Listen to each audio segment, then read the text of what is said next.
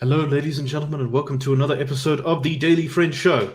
I am Nicholas Lorimer, your host, and today I am joined by Mr. Marius Roodt. Marius, how are you doing, sir? How's Nick? And we are also joined by Mr. Gabriel Crouse, who is currently fighting off a bad case of wonton soup, which is doing much greater damage than that enchilada ever did to me a couple of days ago. Gabriel, how are you? Are you surviving your food poisoning? No, man. I was so ready to pretend that it's all going well. You're not doing well with things from the East at the moment, Gabriel. First was COVID, now this. It's twice that China has sabotaged your work this year. Anyway, look, guys, he has a book from the East, Reinventing African Development. Best book, best ideas. We should start calling Gabriel Naspas because China's screwing him as well. That's very good. That's very good. All right. Let us then not dilly-dally and get straight into the news of today. And of course, this is something which I believe, and my colleagues will argue with me, I'm sure, if they disagree, that Cyril Ramaphosa is desperately trying to change the conversation and project an image of himself as a great and glorious world leader. And there's been a session of the UN recently where all the world leaders have been giving sort of speeches on various things. But Cyril Ramaphosa's speech included a call for reparations for victims of the slave trade. He said, quote, "We support the adoption of special measures, including affirmative action programs and targeted financial assistance as restitution to communities whose ancestors were sold into slavery. We further support all measures being undertaken to address the historic and contemporary discrimination against peoples of African descent." There was much then about how the world stands united behind the Durban Declaration and the platform for action against racism across the world. Gabriel, let's start with you. I'll leave something else. Yeah. No mind. I'll leave that for Marius to go on about. Gabriel, what do you make of this? What's Ramaphosa trying to do here? And what do you make of his suggestions overall? I think that this is the issue of reparations for slavery and global affirmative action for Black people. Because when our president says our people, he doesn't include me, and when he says people of African descent, he doesn't include me either. Yeah. So that's unfortunate. Anyway, when people talk about these issues, I think there's one tendency to think, well, it's going to lead to trouble if you try and push back, and it'll lead to trouble if you follow down the road of reparations. So the best thing to do is kind of leave it be. But it's worth just noticing what the core values here are, because they're clear and they're winnable. The core value of justice is that a person is responsible for his or her own actions. So in terms of justice, you hold someone responsible if they've done it. You don't hold someone responsible for what someone else has done. And if you haven't done anything wrong, you don't get held responsible for what the next person did wrong. Likewise, if you have been victimized, you should be made whole in terms of delict or tort law. You can sue someone for the harm that you've suffered. Can't usually sue someone to get paid for the harm that someone else has suffered, unless you belong to a kind of corporate person. And when you get very well-defined units, then you can extend beyond the individual to like a voluntarily incorporated group or something like that. Okay, so the principles of justice are you're responsible for what you do and you get back what's been taken from you. Those principles absolutely must hold. They're good principles. We should all stand by those principles. And South Africa did actually stand by the principle of reparations in terms of land restitution, where people who were directly dispossessed of land or who were direct descendants of people directly dispossessed of land got evidence, went to the government, and they either got the land back or if they chose to, they got paid out. And 95% of those claims were completed, roughly 95, maybe 96, by the time Cyril Ramaphosa became president. Since then, there's been almost total standstill, as far as I can gather. I believe about 90% of those people chose the money rather than land. But that's correct. not important for this, yes. No, that's another debate. Okay, land hugger, whatever. So that's good work, and it's crazy to me that no one wants to celebrate that. The president had the opportunity to celebrate it. Of course, he doesn't celebrate it. Why not? Well, because he has literally been the worst at reparations for direct dispossession by the government in the history of the new South Africa. He's worse than Mandela, worse than Mbeki, worse than Kgalema Motlanthe. I think there were more land restitution cases settled under Kgalema Motlanthe, who was president for 5 minutes, than under Cyril Ramaphosa, although I do say that under correction. He's certainly worse than Zuma.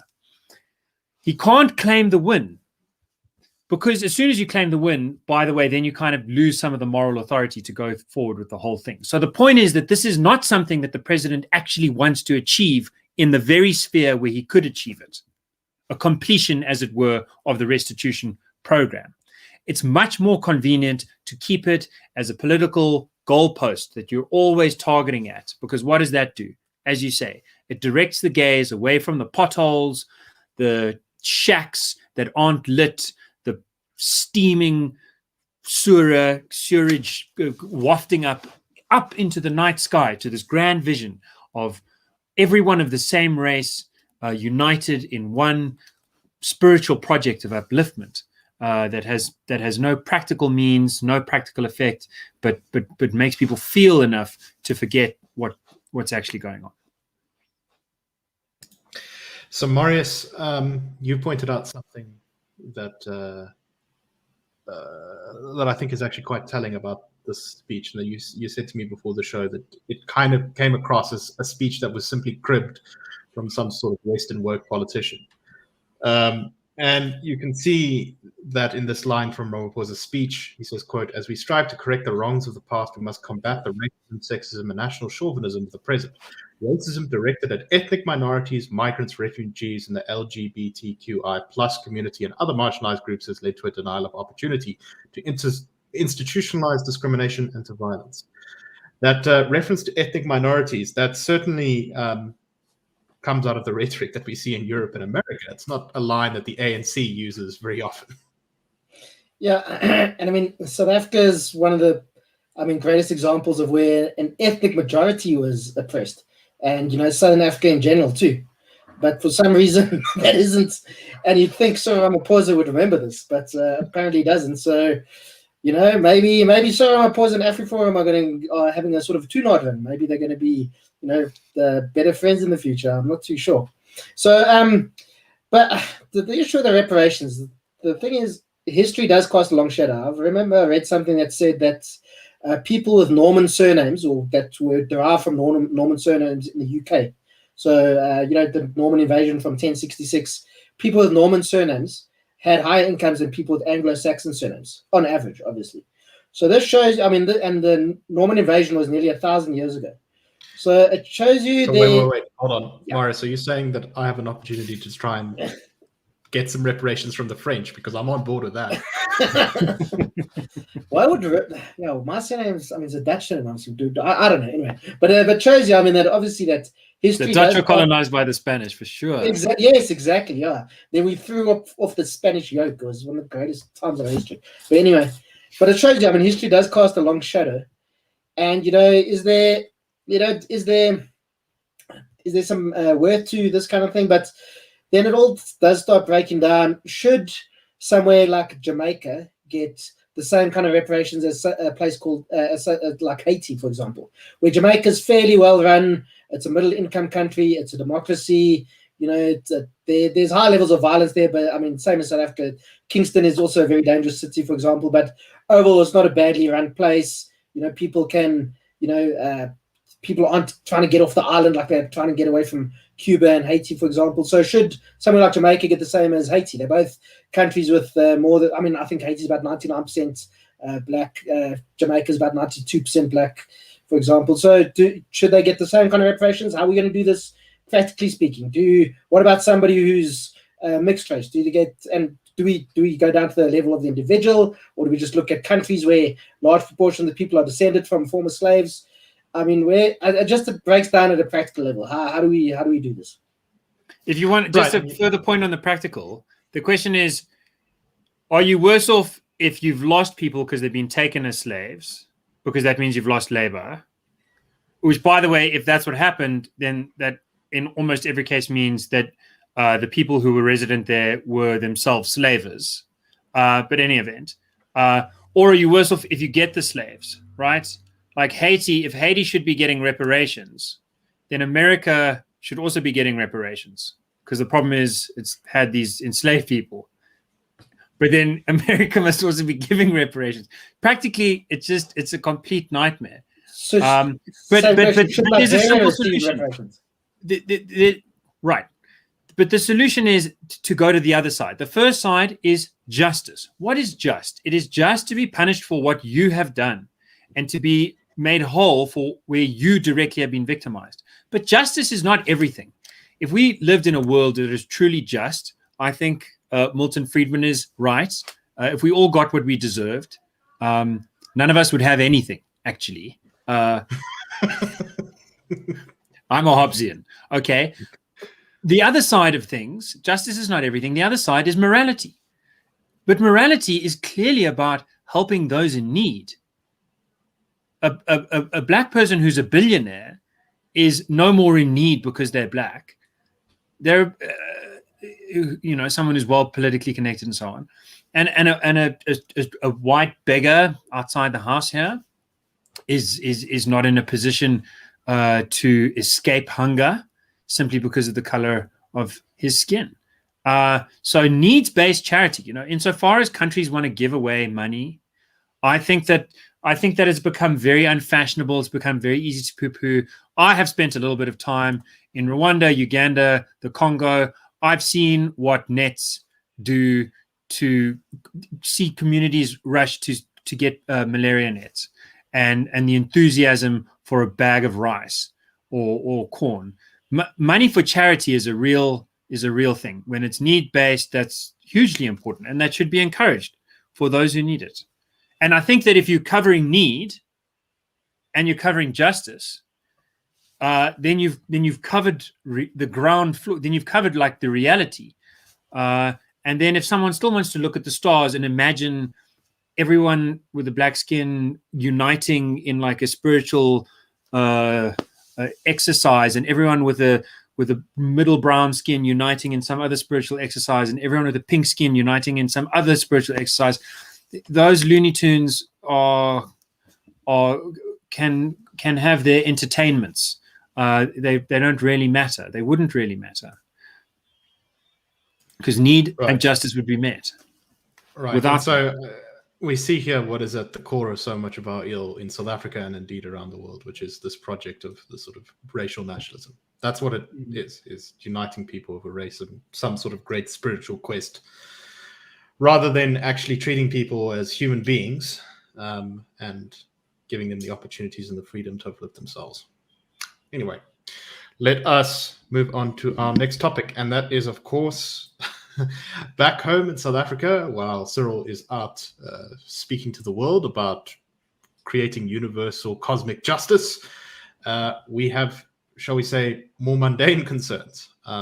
In a response to a parliamentary question asked by a DA MP, the Minister for Social Security, or Social Development rather, Lindiwe Zulu, said that there are approximately 177,000 public servants requiring social grants.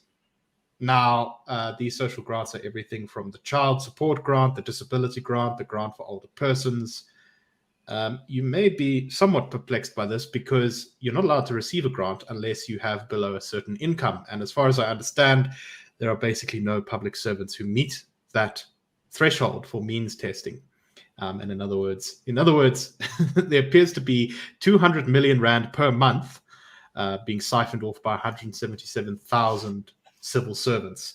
There are a few grants that are allowed to be collected by civil servants, and those are the foster care grants for people looking after foster children. But there are honestly not that many people doing that in South Africa. So 200 million rand being sucked down the drain a month. Minister Zulu said that they would be investigating this and taking disciplinary action. Marius, what do you make of this?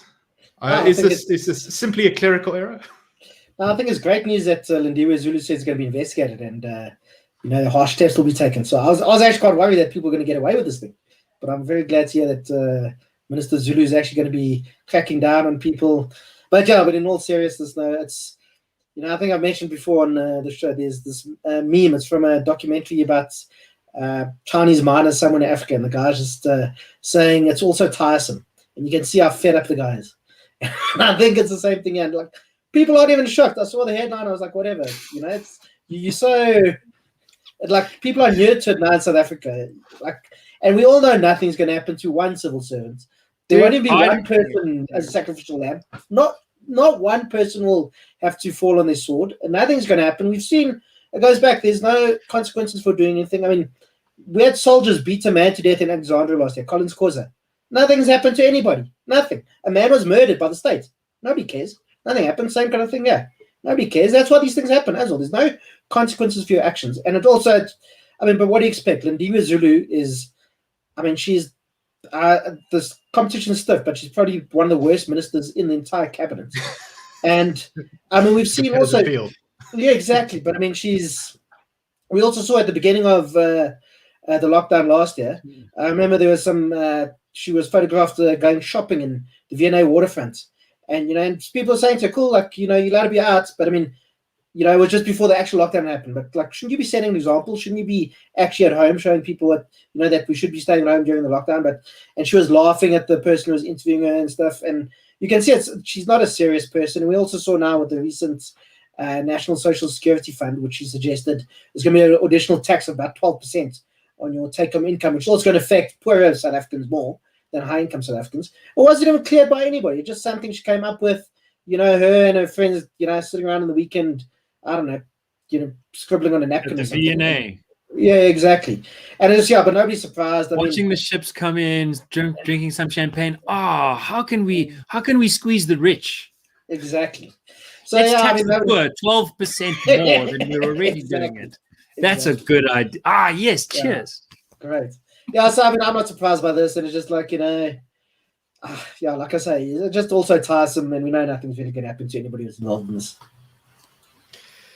So our colleague Terence Corrigan always likes to say, there's we at the IRR obviously have a sort of ideological principles-based objection to a large state. We think that it's almost always bad, but even if you don't have that, South Africa just doesn't have the state capacity to pull off a lot of the grand projects envisioned. This is the argument that Terence makes, is that regardless of how you feel about big government in principle, Switzerland, Germany, the Australian civil service, the Singaporean civil service, we are not.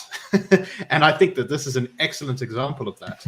We have here public servants who are already paid by the taxpayers, already suck up an absolutely enormous chunk of our budget, who appear to be, I guess, double dipping, seeing what they can scoop out from the fiscus above and beyond what they were already paid. Gabriel, do you agree with that line? Yeah, I do. I think that it opens up the question, what is it that makes for a very good civil service? What is it that, in other words, Singapore has that we lack? Why is it that our civil servants are so eager to steal? And I think that you're going to, any proper and complete answer would take a very long time to get through. But one of the essential ingredients is a sense of pride, right? So in the free market, if you're a manager and everyone at the tills is stealing and you haven't figured out how to stop that from happening, then your little shop is going to go bust and some other little shop is going to take over the business of that area. The market will select against businesses that end up robbing, where staff end up robbing from the business a hell of a lot.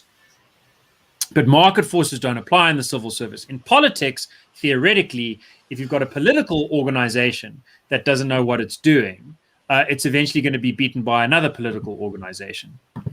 Now, that hasn't happened in a while in South Africa, but I think people can be too defeatist. I think that there clearly have been some transitions of power. There clearly have been many voters who have changed their minds, and I think this election may be another surprise to the fatalists who think that all South Africans are always mostly bound to vote one way. Put that to the side. That's just academic. In the civil service, it's a different thing. The civil service can't get voted out, and it can't get out-competed through market forces. So how is it that in Singapore or Germany or Switzerland you have civil servants without those other incentives who nevertheless do good work? And I think that the classic Weberian answer is something like there's a sense of work ethic combined with pride in the national project. In other words, patriotism. In other words, the best place to test how patriotic your country is how effectively does the civil service work. And that connects back to what Marius is saying. If you want to see, if you think that there's a good gears for South Africa, and there is sometimes, you want to see how deep it goes, how sadly it doesn't go deep enough, you look at the fact that the story is going nowhere. That nearly 200,000 civil servants have been caught stealing. And most people will be like, okay, whatever. Our expectations are so low.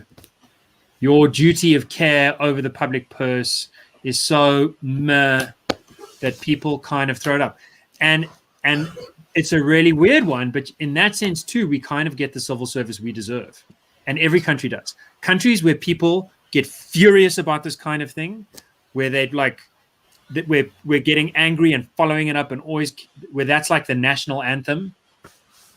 They get to keep good civil services in general, and countries that shrug it off don't. I like that point about patriotism, and I'd like to say add to that patriotism has been used, especially since '94, by the ANC in a very toxic way, which is that it's often used to bash people who object to it. It's identified itself and the state with the nation and said that these two things are one and the same. So if you criticize the government, you're being unpatriotic. If you go overseas and complain about the ANC's attempt to destroy property rights in South Africa, you're being unpatriotic. And that's very, I think that is very toxic for our political debate. It's often used by tyrants and authoritarians to suppress dissent by accusing their opponents of being unpatriotic. And honestly, the patriotic thing to do is to stand up against toxic policies and ideas. If you see someone stealing and you stop them, that's already a very good thing to do. If you see someone stealing from the fiscus, from the taxpayer, and you try and stop them, that is literally the most patriotic thing you can do. Just about. Right. It's great. And my big fat head blocks it, but for those of you watching on YouTube, you can see that I actually do have a South African flag behind me on the door. You've got two South African flags, Nick. You're clearly setting up for the long weekend, eh? Heritage Day. Heritage Day tomorrow. Anyway, let's continue to our last story for today. And this is, I think, one of those signs that South Africa sort of continues to make a plan despite the terrible ideas that govern our political life. And that is the South African Post Office is expanding its pilot project of allowing the collection of 350 Rand social relief of distress grant to supermarket chains around the country. And the latest supermarket they're targeting is Spar. So this is continuing a trend that we've seen, I think, for a long time in South Africa, of when it comes down to actually implementing things on the ground, state capacity is so weak that despite all of the grand plans and sort of socialist dreams of our overlords, at the end of the day, they often have to compromise with the private sector and let the private sector step in. So in this case, people are going to be able to collect social grants from SPAR. People already can get, I think, certain documents that come from Home Affairs, like I think passport renewals and stuff, done at South African banks. In middle-class areas, even though it's frowned upon by the upper echelons of the police, we find that security companies are effectively becoming an arm of the police force, where they cooperate incredibly closely with the police.